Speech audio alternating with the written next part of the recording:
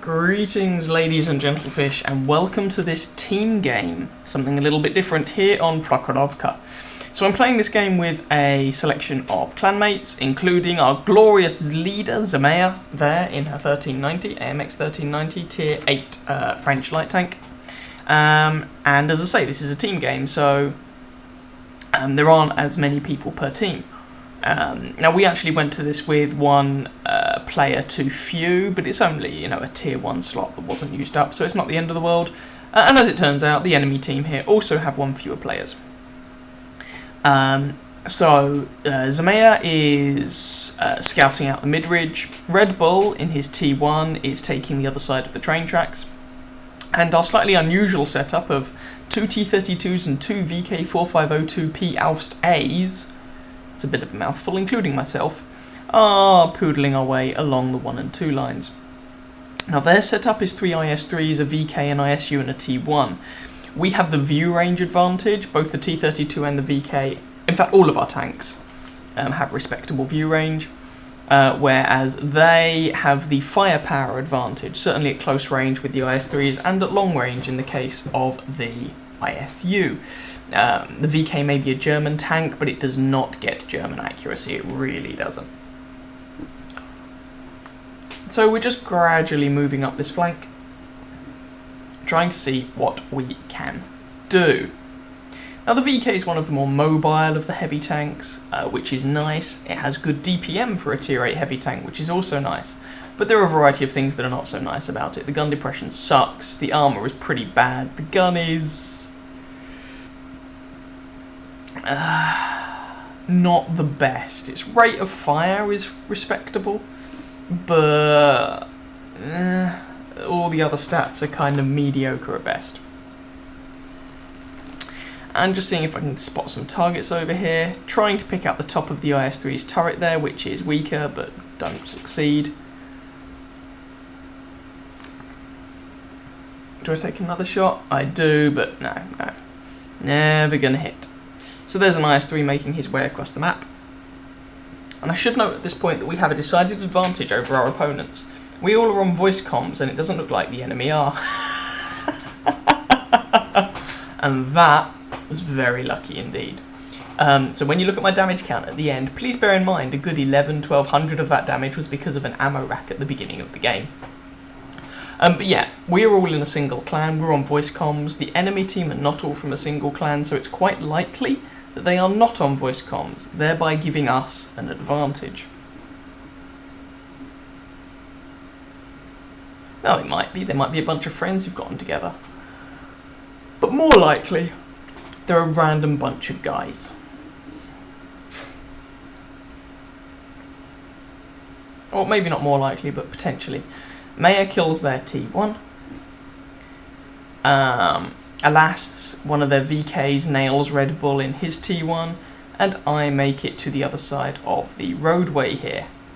And you can see this is Prokhorovka. It's a very open map, and we're all rather worried about getting spotted and taking a shell from a BL-10 gun to the face. So I aim in on this VK and put a shot through his side.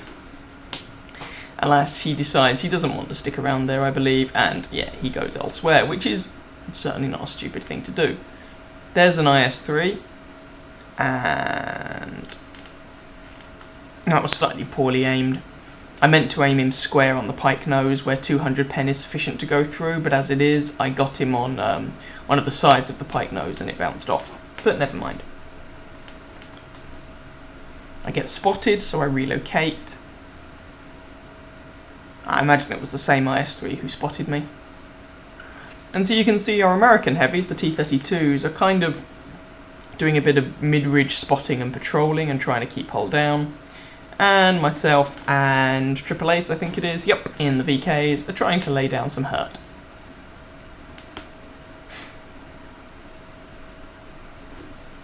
As it is, the scores are pretty even. I missed it at the time, but unfortunately their ISU takes out Zemaya.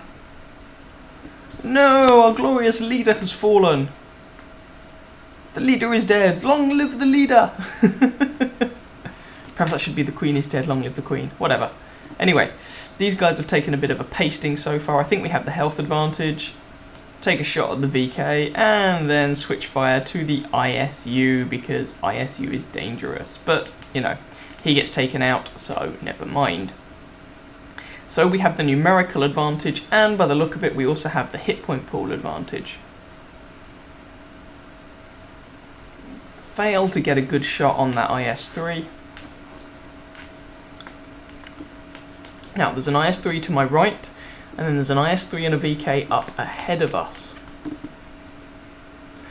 in the direction that War in Babylon is currently going. Triple Ace moves forward to do something about the IS-3 in front of the pair of us, and I back him up. Still keeping an eye on these IS-3s and seeing if I can get a shot on them, but it doesn't look like I can. Oh, sorry, the IS-3 and that VK. And there we go, one full health IS-3. So I take a shot at him, which alas bounces. I didn't fully aim it, but it bouncing is a little bit unlucky. Now, what I'm trying to do here is take the IS-3's attention away from Triple Ace, put a shot into him. Right, Triple Ace is now a one-shot, so I try and put my tank between the IS-3 and Triple Ace's. The IS-3, alas, is backing off. I take a shot but only track him, trying to get in the way of the shot from the IS-3, but he fires before I manage to intercept, annoyingly. And ram. VK is heavier than an IS-3, and put a shot through his turret roof, which on the IS-3 is very, very weak indeed. I take a shot in the side for my trouble, and here you can see the rate of fire. I take a hit from the IS-3 in front of me, but I reload shortly afterwards, and it's worth bearing in mind that I am not using a gun rammer or vents or anything like that. This is my standard grinding equipment. So that was just the raw reload time of this tank with a 100% crew. So we kill that IS-3, but I am now a one-shot for my trouble. Take a shot at that IS-3, it might have hit, it might not, I don't know. And switch attention to this VK. Reload, and bam, we take him out.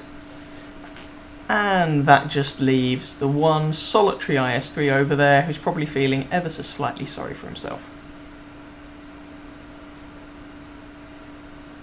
Managed to put a shot in, putting him on 113 health. Reloading, reloading. It looks like the IS-3 has a blind shot in my direction. That shot misses, annoyingly. That's the accuracy on this gun for you. But it looks like War in Babylon's coming in to finish the guy off. He takes a hit, but he nails the IS-3, and that is the end of the game. So there we go. A wee little example there of a team game. I hope you guys enjoyed it.